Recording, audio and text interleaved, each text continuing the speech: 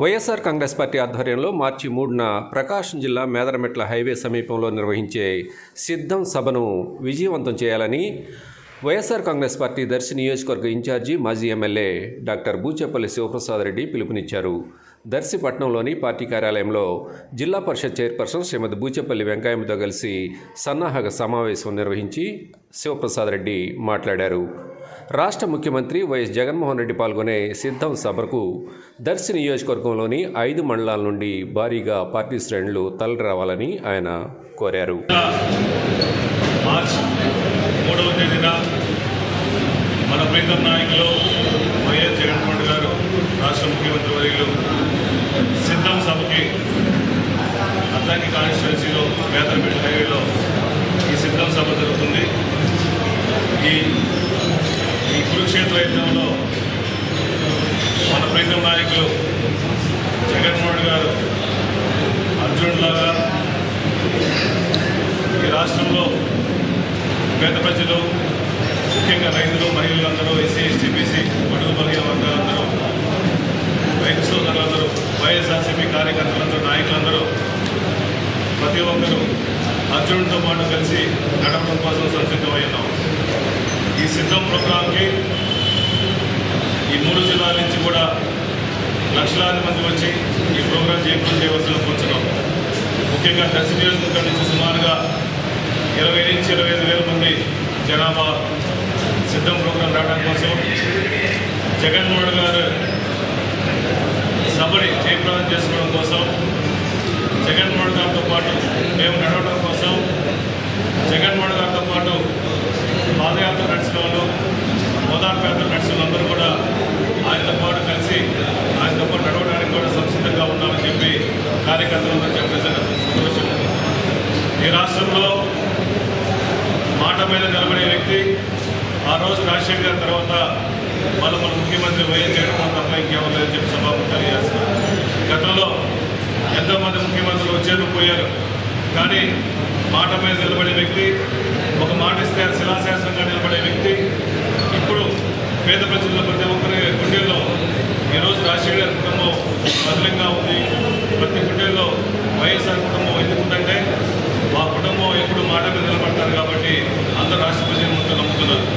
ముఖ్యంగా పాదయాత్ర ఇచ్చిన హామీలన్నీ 99% అమలు పరుస్తూ మళ్ళా ఎలక్షన్లో ఆ హామీలతో పాటు కొత్త హామీలు ఇచ్చుకుంటూ పేద ప్రజలందరినీ సొంత కుటుంబాలు భావించి మరి కార్యకర్తల్ని, రైతుల్ని, మహిళలందరినీ, ముఖ్యంగా ఎస్సీ, ఎస్టీ, బీసీ, బడుగు బలహీన వర్గాలందరినీ, మైనార్టీలందరూ కూడా కలుపుకునే భావంతో మాకు ఇచ్చిన జగన్మోహన్ గారు ఇచ్చిన 5 సంవత్సరాల టైంలో కరోనా వచ్చినప్పుడు కూడా, ఎన్ని ఇబ్బందులు పడినా కూడా, ఆర్థిక ఇబ్బందులు పడినప్పుడు కూడా, ఎన్ని కష్టాలు వచ్చినా కూడా ఎక్కడ ఏ స్కీమ్ ఆపలేదు.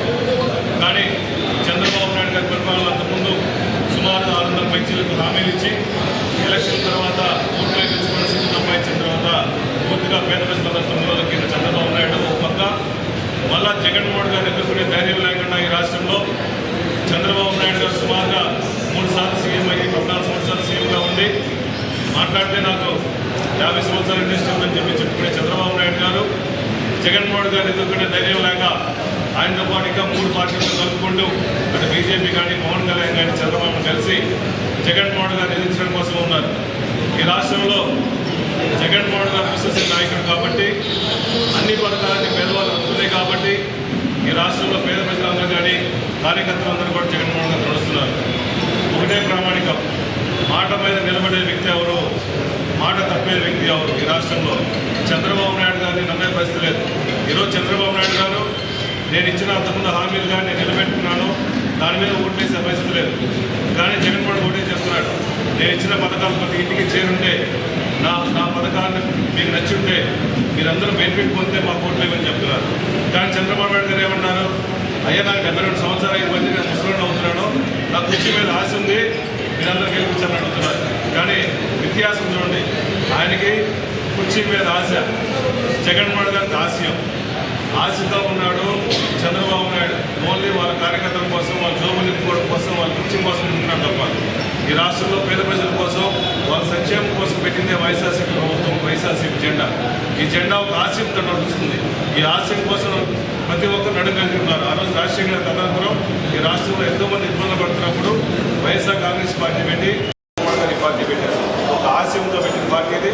ఆశయంతో పాటు జగన్మోహన్ రెడ్డి ఇచ్చిన హామీలను నెరవేర్చుకున్నారు. కాబట్టి ఈ రాష్ట్ర ప్రజలందరూ ఏకంగా కలిసి మళ్ళా జగన్మోహన్ గారు ముఖ్యమంత్రి చేసుకుంటే రాష్ట్రం మొత్తం బాగుంటుందని కోరుకున్నారు. కాబట్టి ఎన్నో అభివృద్ధి పథకాలు, ఎన్నో సంక్షేమ పథకాలు జగన్మోహన్ గారు వచ్చాయి. ఎన్నో మెడికల్ కాలేజ్ కట్టాము, కోర్టులు కట్టాము, సచివాలయాలు కట్టాము, వాలంటీర్ వ్యవస్థ పెట్టాము. ప్రతి ఒక్కరికి ఇచ్చిన హామీలను ప్రతి అకౌంట్లో సుమారుగా ప్రతి మహిళలు కూడా ఈరోజు ఆసరా ద్వారా సుమారు 25,000 కోట్ల రూపాయలు ప్రతి అకౌంట్లో ఆసరా ద్వారా మహిళలందరికీ రాష్ట్రంలో వచ్చింది. గతంలో ఏ ప్రభుత్వం చేయని విధంగా సుమారుగా 30 లక్షల చిలుకులు ఇచ్చి ఒకేసారి ఏ ముఖ్యమంత్రి దేశంలో కూడా ఏ ముఖ్యమంత్రి చేయలేదు. 30 లక్షల చిలుకు ఇల్లు ఒకే స్థలాలు ఇచ్చి ఆ స్థలాలకు ఇల్లు కట్టిస్తూ సుమారుగా 10 లక్షల చిలుకులకు ఇల్లు కట్టిస్తూ వాటికి మంచినీరు వస్తుంది కానీ సైడ్ లైట్లు అన్నీ ఏర్పాటు చేసి వాళ్ళందరినీ తీసుకున్నట్టే ఈ రాష్ట్రంలో జగన్మోహన్ గారి పాలన ఎలా ఉందని అందరూ అర్థం చేసుకుంది. అటు సంక్షేమం అభివృద్ధి 2 విధాలుగా డెవలప్ చేసుకుంటూ ఈ రాష్ట్రం అందరినీ కాపాడుకుంటున్నాం. కాబట్టి ఎక్కడ పోయినా, ఏ గ్రామంలో పోయినా, ఎక్కడ పోయినా మేము ఈసారి జగన్మోహన్ గారికి ఓట్లు వేస్తాము. ఆయన ఉంటే రాష్ట్రం మొత్తం డెవలప్ అయింది. ఆయన ఉంటే వాళ్ళ పేదవాళ్ళందరికీ 3 పెన్షన్, ముసలి పెన్షన్లు వస్తున్నాయి. అన్ని అభివృద్ధి పథకాలు అమ్మఒడి కానీ విద్యాకాలం కానీ వస్తున్నాయి. ముఖ్యంగా ఎలక్షన్లో ముందు హామీలు ఇచ్చి నెరవేర్చుకుంటూ పేదవాళ్ళు, రైతుల్లో కానీ ఓసీలు కూడా పేదవాళ్ళు అని చెప్పేసి ఈబీసీ ఏర్పాటు చేసి కాపు నేస్తం కూడా ఈరోజు రాష్ట్రంలో సుమారుగా కాపు సోదరులు సోదరిమణులందరికీ, మా సోదరిమణులందరికీ ఇబ్బందులు పడకుండా వాళ్ళందరికీ కాపు నేస్తం అని చెప్పేసి రాష్ట్రంలో గత ముఖ్యమంత్రి ఎవరు చేయని విధంగా ఎంతమంది చేరు హామీలు ఇచ్చారు. కానీ ఎలక్షన్లప్పుడు కాపు నేస్తం హామీ లేకపోయినా కూడా Like, share, subscribe, and get notification.